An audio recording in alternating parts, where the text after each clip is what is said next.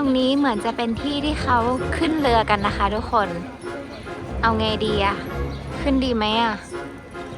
มาถึงขนาดนี้แล้วก็ต้องขึ้นหน่อยปะแอบร้อนนะเนี่ย ขึ้นละกัน ทุกคนเห็นไหมว่าเขากำลังวิทน้ำออกจากเรือที่เรากำลังจะขึ้น ทุกคนคือเขากำลังวิทน้ำออกจากเรือที่เรากำลังจะขึ้นนะจริงๆ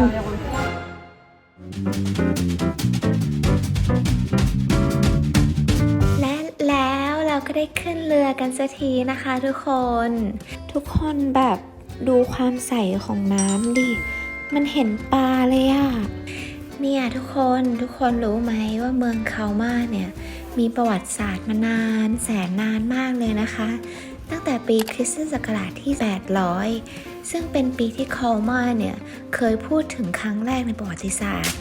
แล้วก็เป็นยุคเดียวกับยุคสงครามแซกซอนที่โดนปกครองโดยพระราชาที่ชื่อว่าชาร์เลเมนหรือเรียกอีกชื่อหนึ่งว่า Charles the First หรือ Charles the Great ก็ได้นะคะและในระหว่างช่วงสงครามเนี่ยเมืองคาลมาเนี่ยซึ่งเป็นเมืองที่อยู่ติดชายแดนฝรั่งเศสเนาะก็ได้ถูกยึดแล้วก็ปกครองเปลี่ยนไปแล้วก็เปลี่ยนมาจากฝรั่งเศสใช่ไหม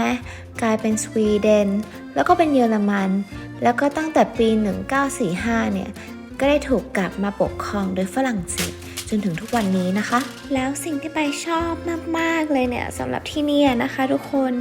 คือที่เราเห็นรอบๆว่าบ้านมีหลากหลายสีเนี่ย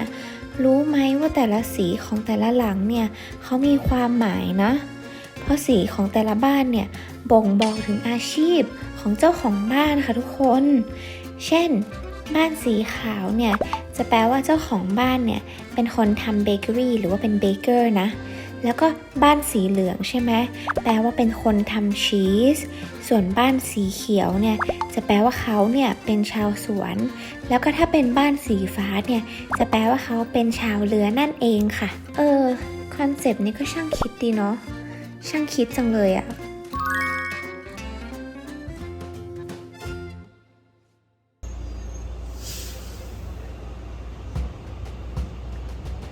เราเดินเข้ามาใน Market Indoor ที่คาลมานะคะ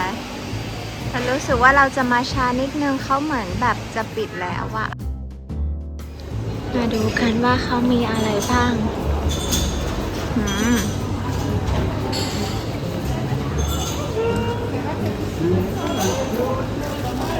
ชอบการเห็นผลไม้แบบนี้ทุกคนมันดูเหมือนเป็นแบบ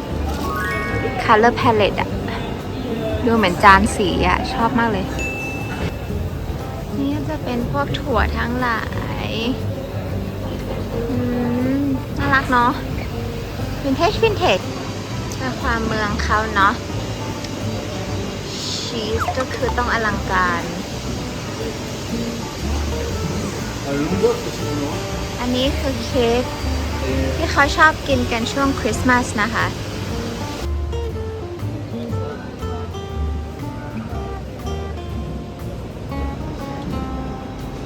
เขาจะขายของสดซะมากกว่านะคะที่นี่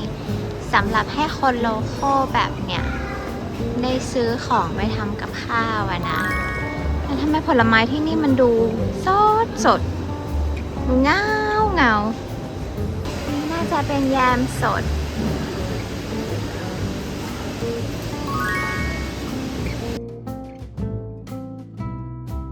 ทุกคนปายเสียดายมากเลยอะถ้าเรามาไวกว่านี้อีกนิดนึงนะเราจะได้นั่งร้านที่ติดท่าน้ำนี้ได้นะแต่ตอนนี้เขาปิดแล้วอะ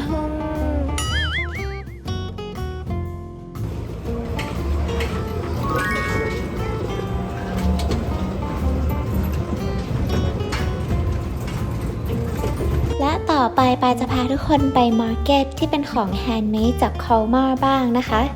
ที่นี่ชื่อว่า Exposition Artisanal นะคะข้างในก็จะมีเสื้อผ้าที่เป็นคนที่นี่ตัดเย็บเองให้เป็นลวดลายและมีสีสัน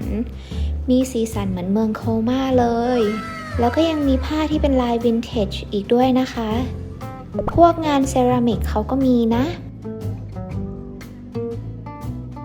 โอ้ my god เทียนปายกำลังตามหาสิ่งนี้อยู่พอดีเลย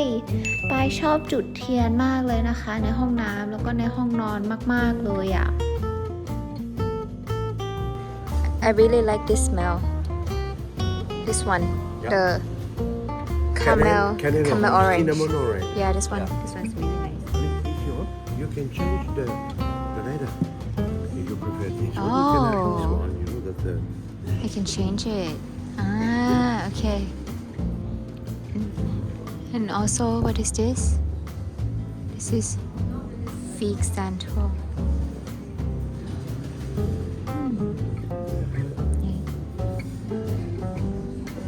Oh, I like this one. this one. Yes. With this leather, you prefer this one? This one. This one, okay. See? Merci beaucoup. De rien. I put the perfume just inside here in order to remember, okay? Okay. And the letter. หัวละ I like, okay? โอเค merci beaucoup ซื้อมาแล้วเรียบร้อยนะคะไปอยากให้ทุกคนได้กลิ่นมากเลยอะว่ามันหอมมาก มันมีความวานิลากับซีทรัสเบาๆแต่ไม่เลี่ยนนะ คือกลิ่นแบบละมุนมาก แล้วร้านนี้เป็นร้านสุดท้ายแล้วนะคะ เป็นแปรงกับมีดโกนแฮนด์เมดอะทุกคนที่ทำจากไม้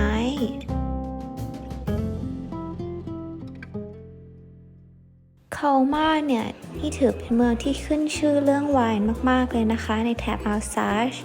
ซึ่งเมืองนี้เนี่ยมีไร่องุ่นสำหรับทำไวน์ตลอดแนวทางเมืองนี้เลย Can I have white wine, please?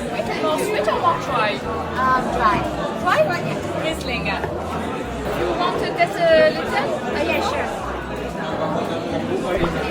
Super.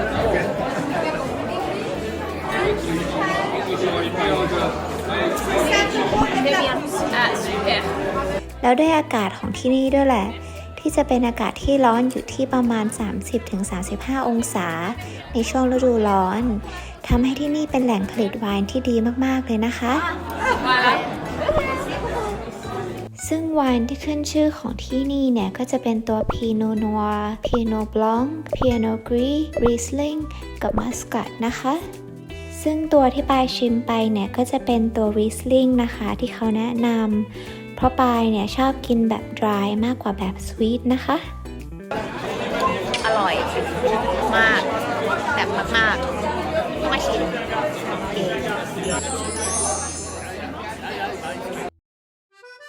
เราเจอฟาวเทนที่เป็นแลนด์มาร์คของที่นี่แล้วนะคะทุกคนคิดว่าในน้ำเนี่ยจะมีเหรียญอยู่ไหม มาดูกันว่ามีเหรียญไหม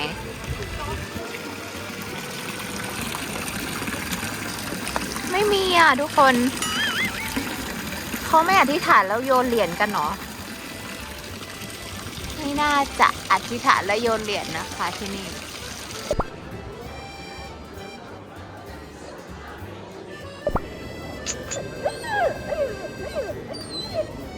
อันนี้ก็เป็นร้านไอติมที่ต้องมาลองเหมือนกันนะคะ สังเกตง่ายๆว่าอยู่ตรงข้ามร้านไวโอลิน เราสามารถเดินไปแบบไม่มีจุดหมายได้นะคะ ไม่มีจุดหมายนี่หมายถึงว่าแบบไม่ว่าเราจะเดินไปทางไหนเนี่ยแล้วก็จะเซอร์ไพรส์กับสิ่งที่จะเจอได้ทุกเมื่อเลย เพราะว่าทุกที่มันสวยมากๆและทุกที่มันก็มีอะไรก็ไม่รู้ให้เราแบบตกใจแล้วก็ตื่นเต้นได้เสมอเลยอะค่ะ ตึกที่ทุกคนเห็นว่าโมเดิร์นแตกต่างจากชาวบ้านตึกนี้เป็นไลบรารีนะคะเราคิดว่า bibliotecas น่าจะคล้ายๆกับภาษาสเปนที่แปลว่า library ทุกคนเราเจออีกสถานที่หนึ่งใน House Moving Castle แล้ว ตรงนี้เลย3ตึกนี้ที่อยู่ในภาพนี้